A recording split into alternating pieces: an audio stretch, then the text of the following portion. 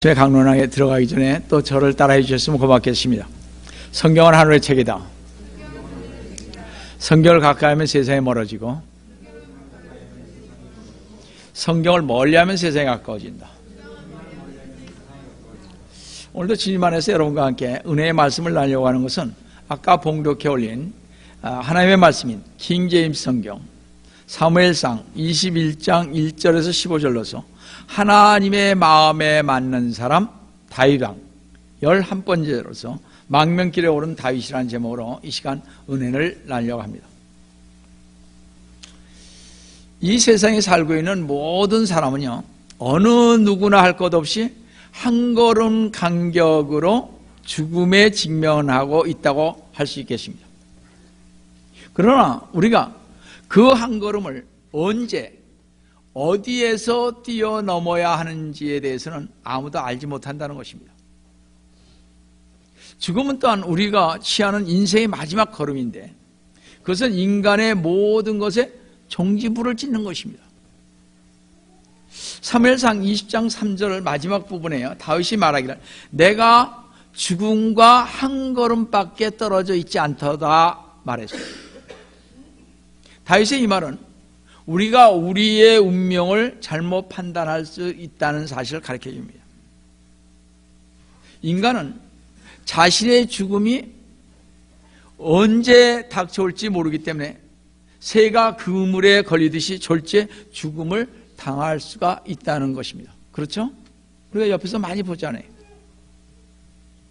그러므로 우리는 매사에 신중하게 판단하고 행동해서 후회 없는 삶을 살아야 할 것입니다. 이 감리교의 창시인 요한 웨슬러 목사는요, 만일 주님이 내일 땅에 재림하신다면 오늘을 어떻게 사시겠습니까? 라는 질문에 어제처럼 살리라고 답변했다고 합니다. 어제처럼 살리라. 매일매일을 얼마나 착실한 준비를 하시고 계셨는지 알 수가 없습니다. 정말 참 대단한 분이죠. 인간은 순간에 살다가 영원한 곳으로 가는 것을 알면서도 영원히 자기에게 절대로 찾아오지 않는 양 살아가고 있는 것입니다. 우리 모두는 요한 웨슬러처럼 죽음을 준비해야 합니다. 우리는 주님 앞에 가기 위해서요, 주님 앞에 가는 그 길을 준비해야 합니다. 준비한 사람만이 주님 앞에 설 수 있습니다. 많은 사람들이 준비를 안 합니다. 아직 시간이 많으니까 그런 얘기합니다.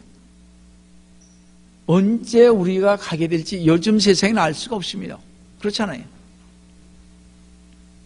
이번에 여러분이 잘 알다시피 샌프란시스코에 총기 때문에 고등학교 학생들이 나가서, 전 학교 학생들이 나가서 중학교는 모르겠는데 나가서 저거 했잖아요. 데모했잖아요. 여러분들, 지금 아무도 모르는 이런 시대에 우리는 살고 있습니다. 80살까지 살고 100살까지 살 거라고 우리는 생각하며 갑니다. 물론 그렇게 가야 되겠죠. 그러나 다윗이 말하기를 내가 죽음과 한 걸음밖에 떨어져 있지 않다고 사무엘상 20장 3절에서 말했습니다. 똑같습니다. 우리가 죽음을 준비할 수 있는 유일한 길은요, 우리를 위해 십자가에서 속죄의 피를 흘리신 예수 그리스도님을 나의 주, 나의 하나님으로 영접하는 것입니다. 왜냐하면 예수님은 사망 권세를 이기신 분이요, 부활하신 분이요, 생명이시기 때문에 그렇습니다. 여러분, 생명의 길과 패배의 길이 결코 멀리 떨어져 있지 않는 것처럼 죽음의 길과 삶의 길도 그리 멀리 떨어져 있지 않다는 것입니다. 다윗은요, 선지자 사무엘이 있는 곳에서 피난처를 발견했으나 불행하게도 다윗은 그 안전한 장소에서 머물러 있지를 못하고 떠난 것을 봅니다. 자, 첫 번째로 여러분, 다윗은 누구예요? 사울 왕의 사위였습니다. 여러분들, 골리앗을 죽인 사람입니다. 40일 동안 이스라엘 군대들이 나오지도 못했던, 벌벌 떨었던 그러한 곳에 가자마자 이 젊은이가 골리앗을 죽였던 그런 사람입니다. 근데요, 다윗이 첫 번째로 다윗의 험난한 도피 생활이 어떠했는지를 우리 한번 봐야 할 것입니다. 자, 증오에 찬 사울의 손아귀에서 간신히 피한 다윗은 드디어 시골로 도피했고 자신을 방어하기 위해 무장을 갖추는 것이 좋겠다고 생각하기에 이르렀습니다. 이제 다윗은 완전히 사울의 궁정과 그의 진영을 떠났으며 불법자로 낙인이 찍혔습니다. 다윗은 당시 베냐민 지파의 성이라 측되는 높당에 설치된 하나님의 성막으로 먼저 도망을 쳤습니다. 참 안 갔으면 좋았을 것을, 저 사무엘 다음번에 이 말씀드리겠습니다만, 참 안 갔으면 좋았을 걸.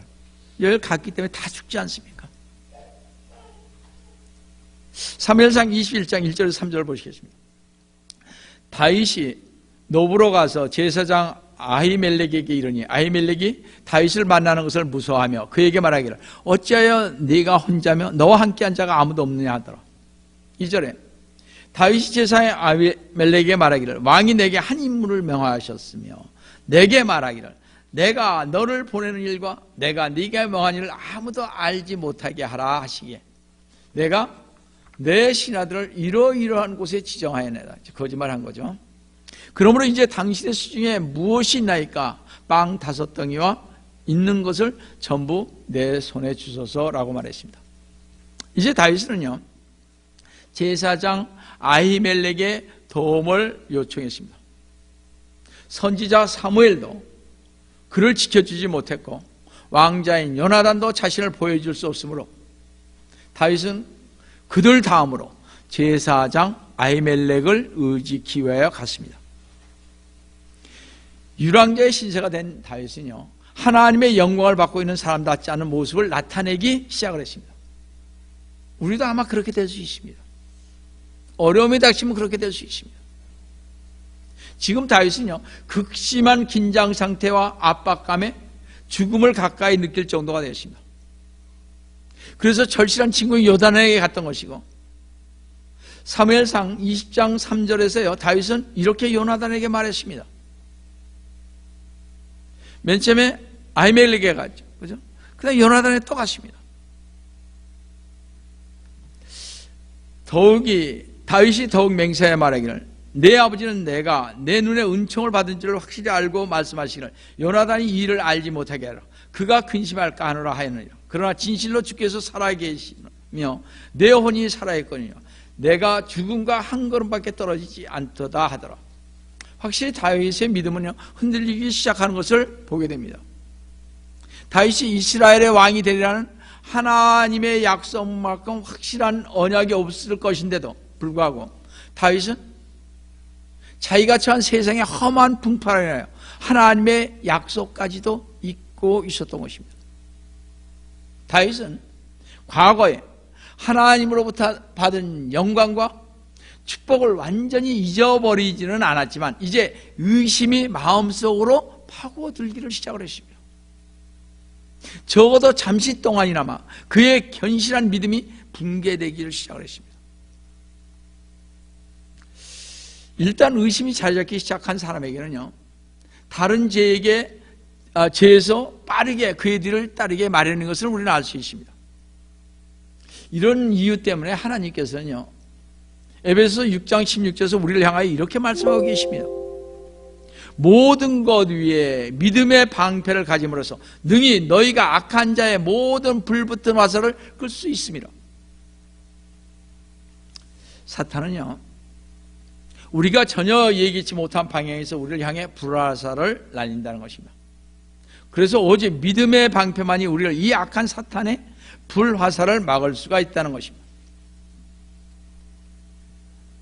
의심이 자리 잡기 시작한 다윗의 마음에 진리가 떠난 것은 그리 오래 걸리지 않았음을 사무엘상 20장과 21장에서 볼 수가 있습니다. 다윗은 20장에서 요나단에게 요청하기를 자신에 대한 사울의 마음을 타진하여 자기에게 알려달라고 그랬습니다. 다윗은 월삭달에 사울의 식탁에서 같이 앉아 식사해야 마땅했으나 만일 자신이 참석하지 못할 여유를 묻거든 사울에게 베들레헴의 가족에게 들어가서 특별한 매년제를 드릴 것으로 변명해달라고 요나단에게 말했습니다. 우리가 알다시피 다윗은 전혀 베들레헴으로 갈 의향이 없었습니다. 그러므로 이것은 다윗의 거짓말이었습니다. 그리고 오늘 본문에서 보았듯이 제사장 아히멜렉에 갔을 때도 다윗은 거짓된 말로 호소했습니다. 제사장 아히멜렉은 왕의 사위이자 대장인 그가 무장도 없이 또 부하들도 대동치 않은 채로 홀로 그 앞에 나타났을 때 사태가 심상치 않음을 알고 두려워 떨기 시작을 했습니다. 아히멜렉이. 이때 다윗은 아히멜렉의 두려움을 진정시키기 위해서 의심을 사지 않기 위하여 사울이 자기에게 급한 일을 맡겼다고 거짓말을 했습니다.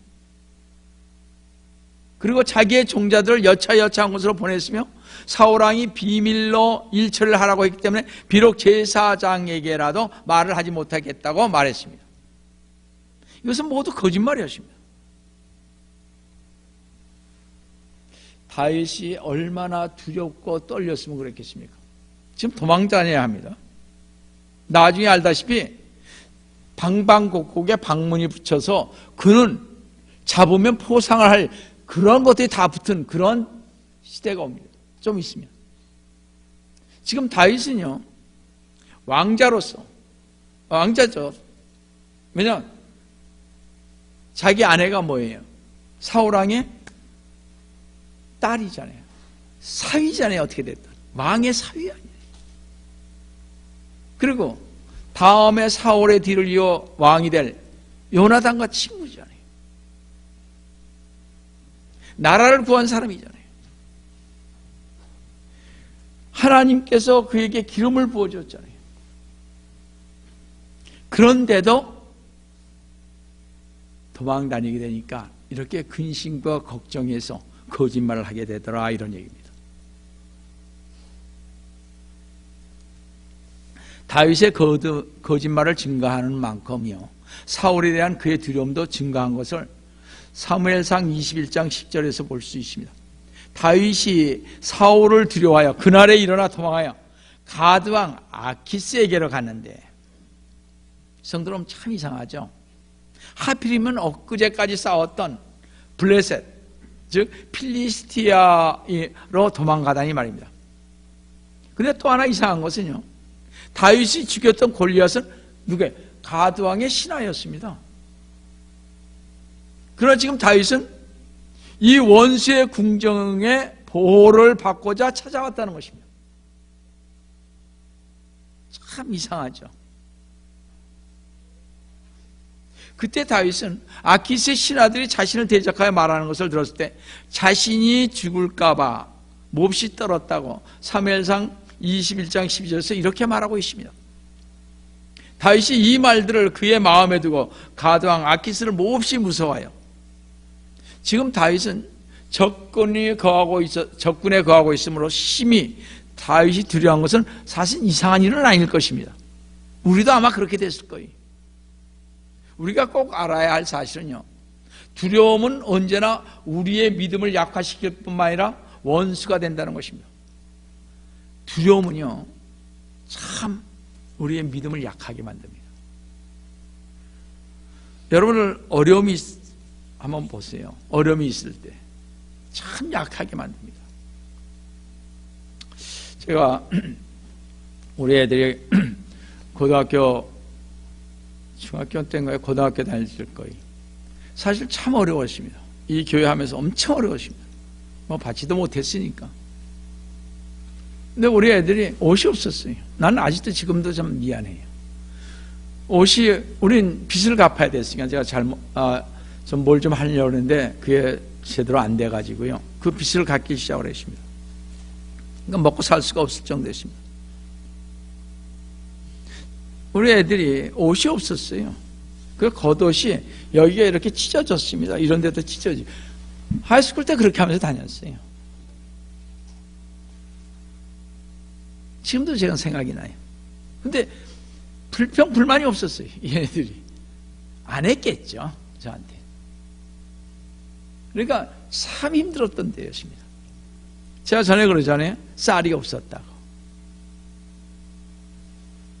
쌀이 없었습니다. 그러니까 밀가루로 해서 남은 거 다 먹는 거예요. 정말 없었습니다. 쌀이. 8일 동안 우리는 아시아 한국 사람인데 밥을 먹어야 되는데 밥을 먹지 못했습니다. 8일 동안. 그래서 제가 왜 없느냐고, 왜 밥을 안 주냐고 그러십니다. 그런 때가 있었어요. 그러니까 어떻게 생각하냐면요, 그때 돈이 엄청 필요하더라고요. 그러니까 어떻게 하겠어요? 없으니까 주님한테 기도하기 시작했죠. 정말 많이 기도했습니다. 그때 당시는. 그렇다고 주님이 탁 부어줬으면 얼마나 좋았겠어요.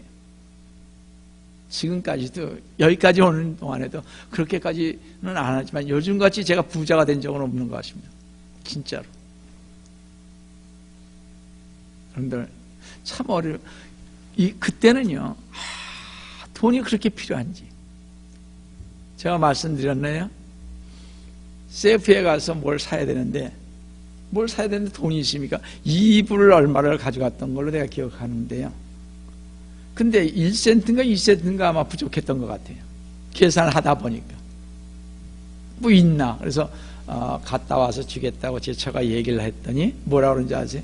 그 사람이 세이프에 캐시어가 흑인 분이신데 그분이 이렇게 2센트를 자기 돈으로 넣어주죠. 이제 그 다음에 갈 때 2센트를 그분한테 줬지만 저는 그랬습니다. 그러니까 이불어치 산다는 게 여러분 말이 되겠습니까? 없는데 뭐 돈이. 그때 참 시험도 받았습니다.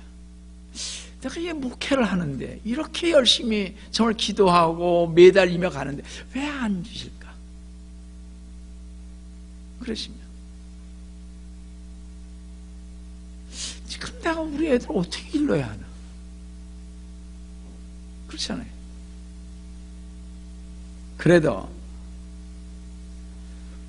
저에게 귀중한 교훈을 준 게 뭔지 지금 생각해보니까 그때 주님한테 매달렸던 그 기억, 주님께서 저에게 주신 말씀들, 이런 것을 갖고 살았다는 거죠. 그게 힘이 됐어요. 지금까지. 어려움이 힘이 될 수 있습니다. 여러분 미국 와서 그렇게 살 수 있나요?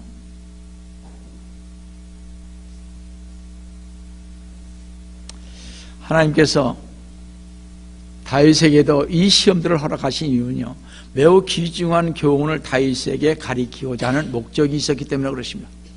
주님도 저한테 목적이 있었던 거죠. 이때 하나님은요, 다윗이 이보다 더 큰 시험들을 만나게 될 미래의 왕권을 위해서 그 시험들을 극복하고 대처해 나갈 수 있는 왕으로서 그를 준비시키고 있었던 것입니다. 즉 다윗은 이러한 괴로운 경험들을 통하여 자신이 하나님의 그 성실하심과 사랑에 의뢰할 수 있는 길을 배워왔던 것입니다. 저도 마찬가지. 이렇게 가더라도 간다. 주님께서 이 길을 오라고 그러면 가야지. 다른 사람들은 순교까지 하는데 그렇지 않습니까? 순교는 못할지언정 여기서 배우는 거죠. 어려움을 배우는 것입니다. 그래서 어려움이 있는 사람들에게 저는 좀 가까이 다가가려고 하는 마음이 저에게는 이렇게 항상 있는 것 같습니다. 오히려 부자들은 좀 배척하는 편이고요, 제가. 그런 게 은연중에 이렇게 싹 텄던 것 같아요. 여러분, 우리 주님은요, 가난한 자들을, 불쌍한 자들을 돌봤습니다. 여러분, 부자들이 바리새인들 아닙니까? 지금으로 말하면 대단한 상위층이죠. 그다음 사두개인들, 왕족들 아닙니까? 이런 사람 다 배척했어요. 주님은 불쌍하고 가난한 사람들을 돌봤습니다. 이것이 우리가 해야 할 일들인 것입니다. 우리가 그것을 배워야 하는 것입니다.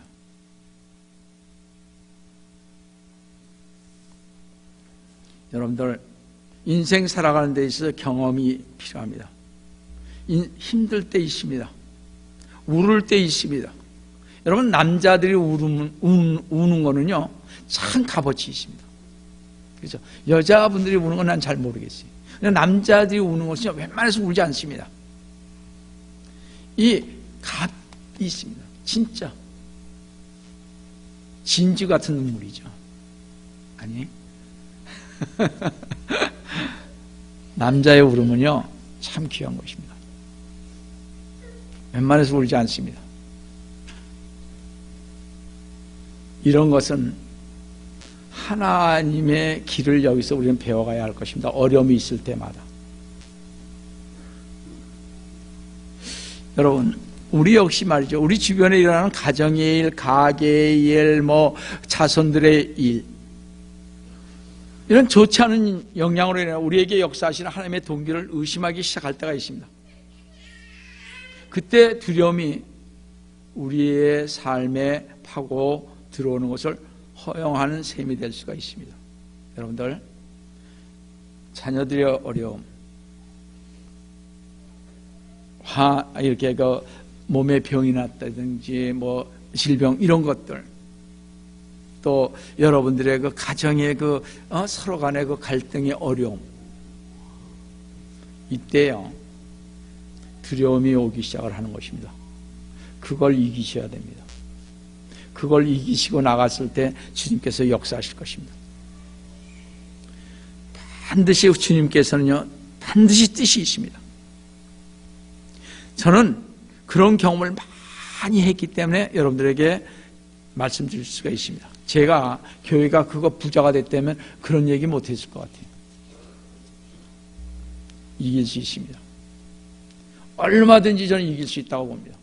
그 시간이 어느 때인지는 모르겠지만 하나님의 때에 반드시 일으켜 세워주실 것입니다.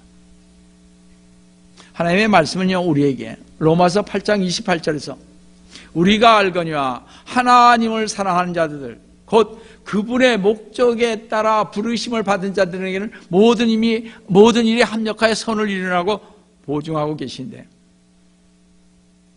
이 말씀을 똑바로 들으셔야 할 것입니다. 잘 보세요.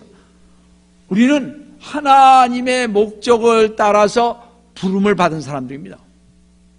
선택된 사람들입니다. 우리 주님께서 불러주신 이유가 분명히 있다는 것입니다. 그것을 망각해서는 아니 된다는 것입니다.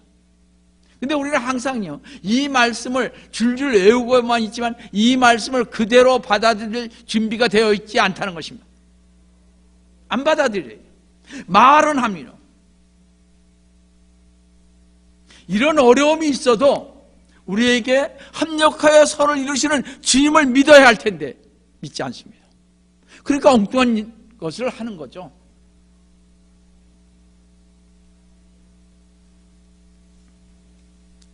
우리가 알아야 할 사실은 믿음은 반드시 시험을 당함으로 인하여 단련되어진다는 사실입니다. 그러므로 우리의 믿음 역시 시험 받을 필요가 있습니다. 내가 정말 믿음 안에서 굳건히 가는 것인지. 우리가 하나님께 의뢰하지 않음으로 인하여 우리는 고통스러운 경험으로부터 또 우리 뜻대로 고집스럽게 제 갈 길로 갔을 때 결과들로부터 종종 우리는 교훈을 얻을 필요가 있습니다. 하나님께서는 이때의 다윗의 고난을 성경에 기록함으로써 하나님을 위해서 어떻게 사는 것이 더 유익하며 선한 결과를 맺게 하는지를 우리에게 가르쳐 주시기를 원한다는 것입니다.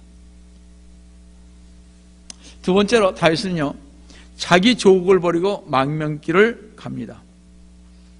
다같이 사무엘상 21장 10절을 보시면요, 다윗이 사울을 두려워하여 그날에 일어나 도망하여 가드왕 아키스에게로 가는데, 마침내 다윗은 자기 나라를 떠나 주의 백성의 원수인 필리스티아인 사람들에게 갔습니다. 사랑하는 성도 여러분, 과연 필리스티아인과 함께 있는 것이 다윗에게 안전할까요? 필리스티아인 사람들이요, 골리앗을 죽이고 골리앗의 칼을 들고 성으로 들어온 다윗을 가만두겠느냐는 것입니다. 사실 다윗이 필리스티아로 도망친 것은 믿음의 실패였습니다. 진짜 이것은 믿음의 실패인 것입니다. 약속의 땅을 떠나는 것은요, 하나님께서 자기 백성에게 약속하신 것을 사실상 믿지 않음을 의미하는 것입니다. 룻기서를 보면요, 엘리멜렉과 나오미가 기근이 들어 베들레헴을 떠난 것은 하나님에 대한 믿음이 흔들렸음을 뜻하는 것입니다. 약속의 땅을 떠난 결과 그 모압에서 살 때 그 아들과 두 아들과요, 남편까지 이뤘습니다. 이렇게 모압에서 비참한 삶을 살던 나오미는요, 룻기 1장 6절에서 뭐라 했습니까? 주께서 어떻게 그분의 백성을 찾아보시어 그들에게 양식을 주셨는지를 그녀가 모압 지방에서 들었다 그랬습니다. 자, 하나님께서 그 백성을 어떻게 역사하는지를 그가 들었습니다. 그 말을 들은 나오미는 베들레헴으로 돌아갔습니다.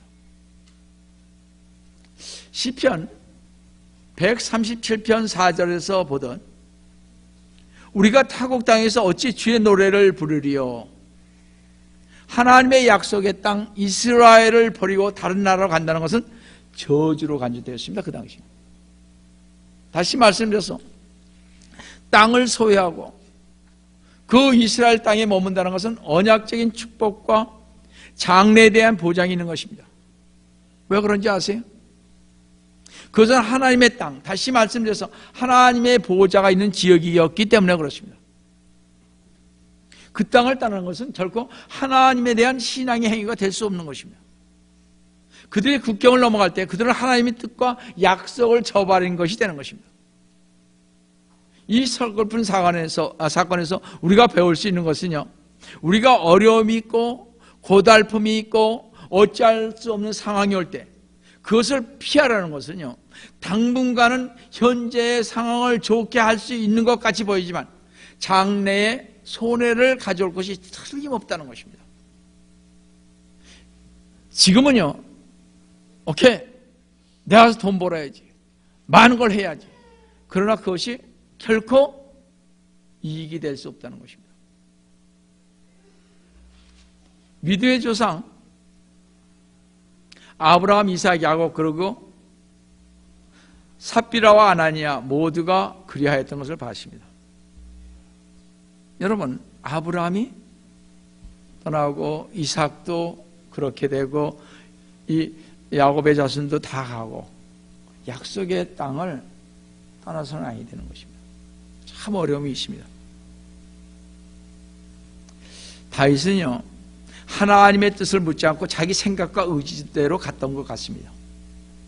그러나 얼마 가지 않아 다윗은 부끄러운 일로 인해 자기가 지혜롭게 행하지 못했음을 배우게 되었음을 본문을 통해 알 수가 있습니다. 사무엘상 21장 12절 13절 보시면요, 다윗이 이 말들을 그의 마음에 두고 가드왕 아키스를 몹시 무서워하여 13절에 다윗이 그들 앞에서 그의 행동을 바꿔 그들의 수중에서 미친 채 하고 대문자 근처를 박박 긁으며 극적거리며 수염에 침을 흘린 채 있으니, 자, 다윗이 이러한 행동을 했어요. 살고자. 믿음을 버리면 이렇게 되는 것입니다. 무서운 결과죠.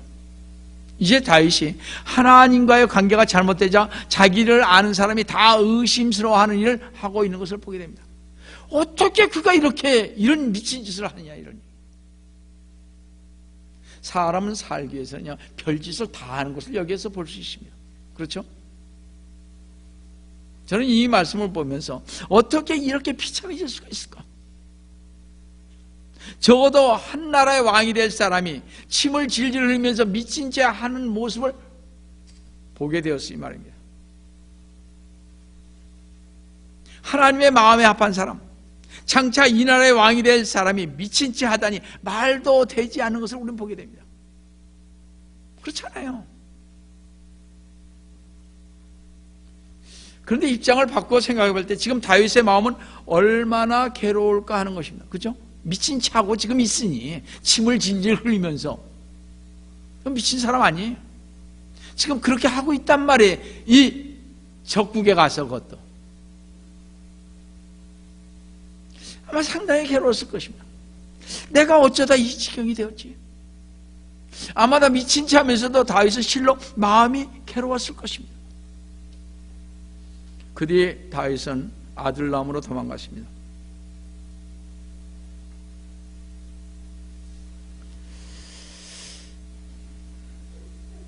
이 걷잡을 수 없는 두려움과 불안과 혼란 속에서 다윗은 다시 하나님의 말씀을 붙들고 하나님께 기도하기를 시작을 했습니다. 다윗은 하나님 앞에 회개하기 시작했습니다. 다윗은 지난날의 행위를 뒤돌아보며 반성할 시간을 가졌으며 그로 인하여 그 부끄러웠던 행위들을 철저하게 회개하기 시작을 했습니다. 저도 철저하게 좀 회개를 해야 되는데 이게 안 되더란 말이에요. 여러분, 나의 지난날 우리 잘못된 걸 철저하게 회개하세요. 시편 34편은요 그때 지은 시입니다.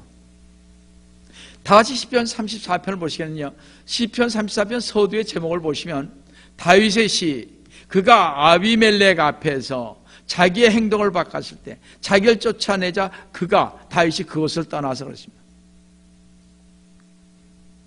이 시편은 다윗이 미친 채 하다가 쫓겨나서 지은 시라는 것입니다. 다윗은 자기가 그렇게 미치정한 것은 자신의 가오였지만 자신의 위기를 모면하게 하여 주신 건 하나님의 자비였다는 것을 그가 알았습니다. 자신이 생각하면 생각할수록 하나님의 자비가 너무 컸다는 것을 알았습니다. 그래서 다윗은요, 거짓으로 비겁한 행동을 한 자신을 죄가로 벌하지 않은 그 하나님의 대해 찬송을 드렸습니다. 철저히 회개한다면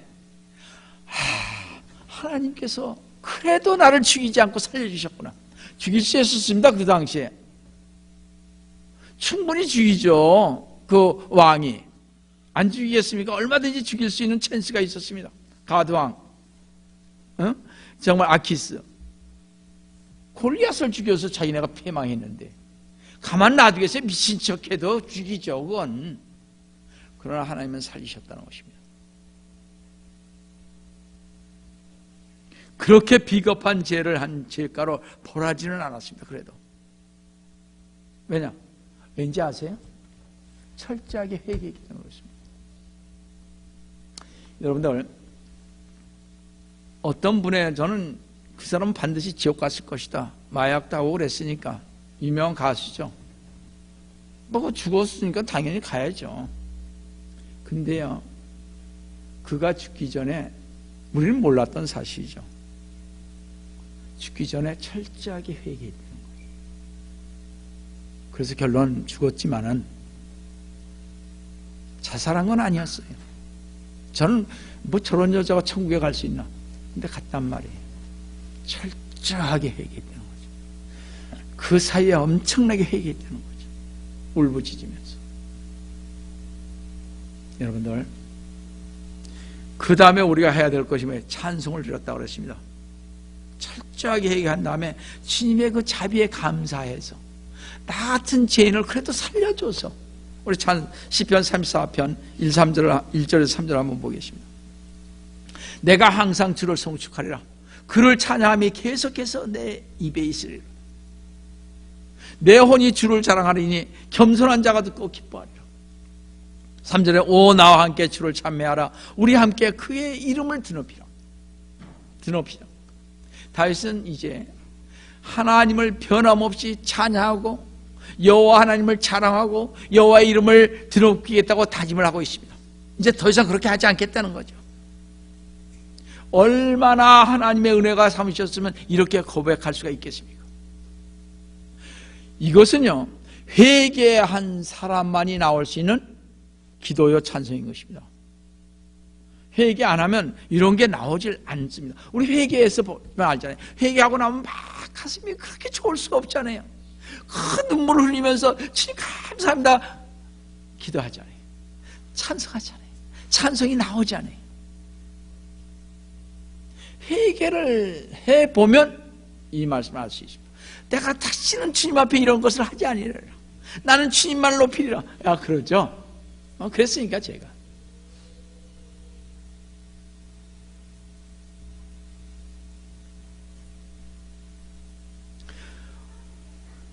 얼마나 하나님의 은혜가 사무쳤으면 다윗이 이런 고백을 할 수 있겠습니까?